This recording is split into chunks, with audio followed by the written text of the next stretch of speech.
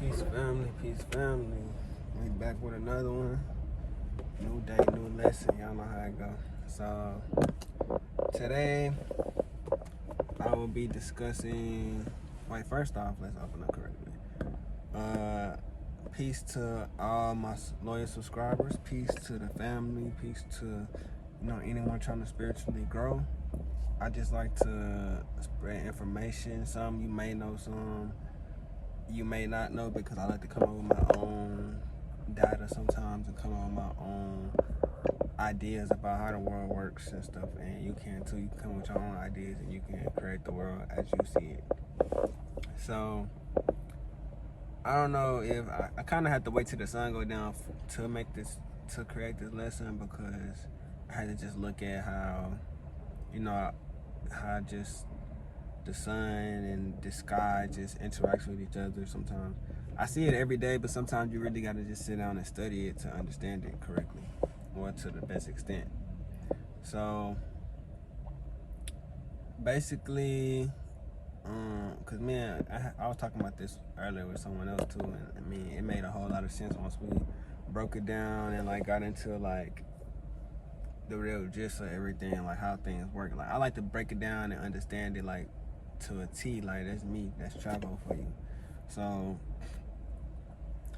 okay, everyone has seen a rainbow before, and we already know there are different spectrums of light in the sky, because they also tell us that honeybees and a cat, like every animal, see like different vibrations and different things in our regular day life that we can't. Like we probably can see some things that they can't see. Like it's vice versa. Like it ain't just so much they can see special things that we can't.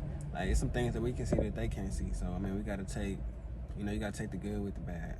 So when you look at a rainbow, it has the different colors. It has the the green, the yellow, the blue, the violet. All the colors of the rainbow. I think it's like 8 colors. I don't know. I forgot. But okay, so light shines through our atmosphere, correct? So whenever this light shines through our atmosphere, how it interacts with our atmosphere is that it changes the colors. Like temperature change colors, and like we all know that blue is like a cold color and red is like a hot color, like orange, red, that's hot. Like okay, so and that's mostly because like the lower you go, the more pressure, and the higher you go, it's just like it's just one of those things. Like weight carries energy. Weight has color has a weight, and like so with a lighter weight, okay, with blue being a very light color and a color that does not really sink a lot, it's not a second color because it's like a blue vibrant color, it's just like a light color. So whenever light, because light comes out as white light, and it goes through our atmosphere, and it hits these colors that are in our what they call it, that's up in our atmosphere basically.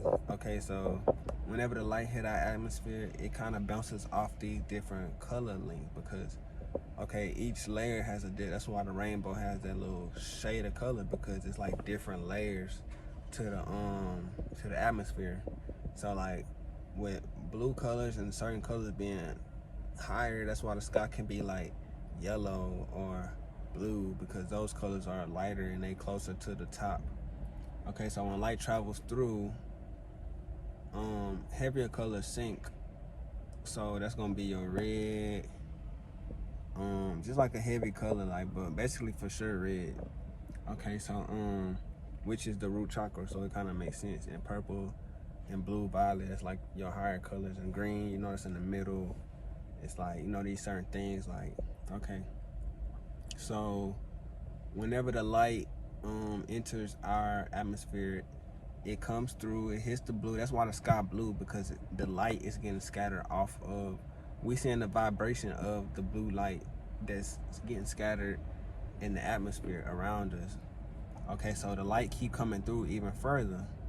So whenever And you gotta remember there are gaps in the atmosphere, and there are gaps in everything not solid as it seems. You know, there are gaps, and that's how like the weather forms, because there are gaps. It's a blue over here and the red over here. They mix together. You know, so it's obviously a gap somewhere. It's a space for stuff to get through. So that's why you will have your blue bonnet. You will have these certain temperatures because the light can still get through and you know, get to the plants. So well, let's get to it. Let's get to the plants, because I got me a salad today, and shoot, whenever I get through with my lesson, shoot, I'm gonna eat my salad. So basically, when a plant receives light for photosynthesis, you know, to get its food and whatnot. So whenever it goes through the process of photosynthesis, it's changing sunlight into food. Okay, so when it captures the light comes through, and you know it's gonna carry what it go through, because it's just like it's gonna carry just part of the energy that's coming through, so it's gonna have it with it. That's just like if you go through something, it's gonna have a little sample of that on it. Like, I don't care if it don't matter what it is. You could take a knife and just cut something in half. It's gonna have residue of that material on it, because it's just how things work. It's gonna get a trace. It's kind of like a bee and pollen. Like even though you're going through it, you're still gonna collect something from it, because it's just like that's just how energy.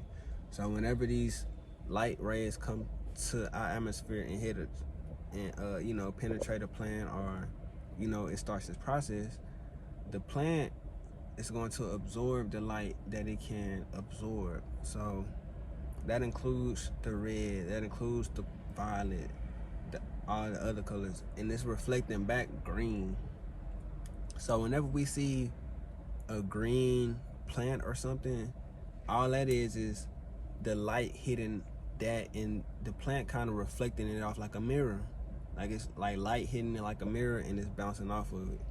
Even with us, it's hitting us and it's bouncing off of us. So whenever you have a green plant, it's absorbing all those other colors, and it's reflecting what it don't. It's deflecting what it don't want. So if you see a green plant, it absorbed all the other colors, and it's deflecting the green. So you see green. It's like so with the other colors, except they're more man-made. Like the red that we see, like it don't go by the same rules because it's man-made. But things that go through photosynthesis and go through a process through the cells that they have will have that's like what's that the lizard, that a chameleon.